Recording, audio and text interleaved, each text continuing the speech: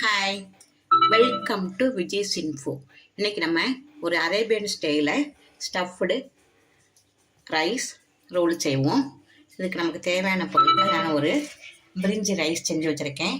தேங்காய் பாலில் ஒரு பிரிஞ்சி ரைஸ் செஞ்சு வச்சுருக்கேன். அதுக்கு வெஜிடபிள்ஸ் கார்னு, கேரட், மஷ்ரூமு எல்லாத்தையும் லேசாக நல்லா சாட்டேஜ் பண்ணி வச்சுருக்கேன்.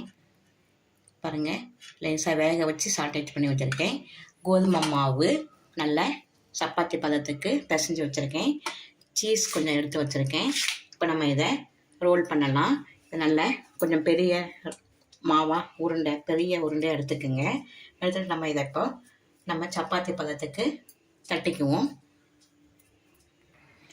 சப்பாத்தி மாதிரி நம்ம போட்டு வச்சுருக்கோம். இதை தவாவில் லேசாக வாட்டி எடுத்துக்குவோம். லேசாக வேகிற வரல வாட்டி எடுத்துடலாம்.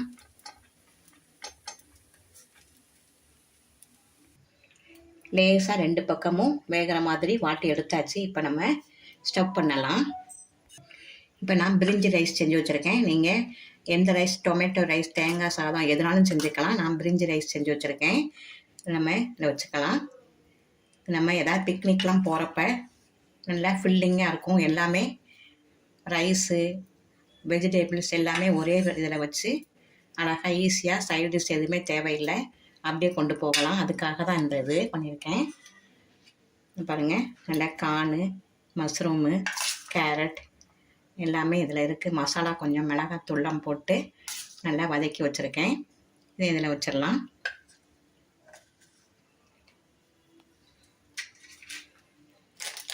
கொஞ்சம் சீஸ் போட்டுக்கலாம்.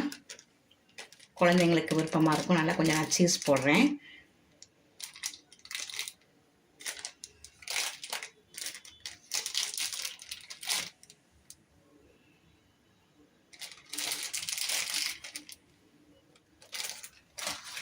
இப்போ இதை நம்ம நல்லா மடித்து விட்டுக்கலாம்.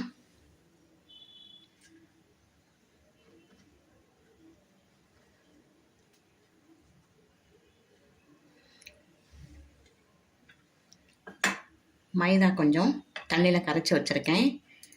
சைடில் பிரிக்காமல் இருக்கிறதுக்கு கொஞ்சம் மைதாவில் தண்ணி ஊற்றி கரைச்சி வச்சுருக்கேன். அதை இதில் விட்டுடலாம். தடவிக்கலாம் லேசாக. அதே மாதிரி இந்த சைடும் தடவிக்கலாம்.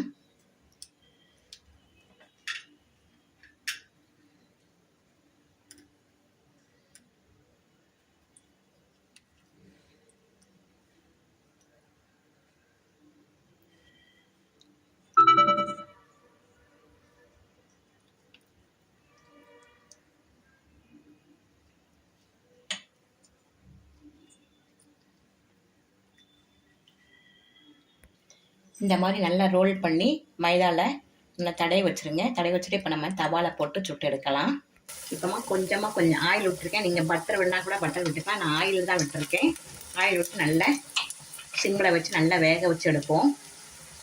நல்ல ஃபில்லிங்கான ஒரு பிரேக்ஃபாஸ்ட்டோ அது டின்னரோ இதை வச்சு நீங்கள் சாப்பிட்லாம்.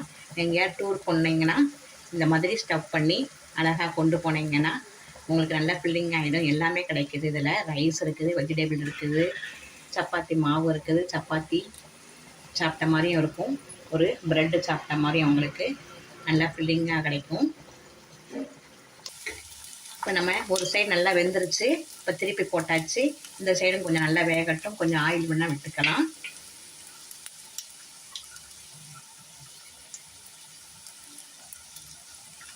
நல்லா வேகட்டும்.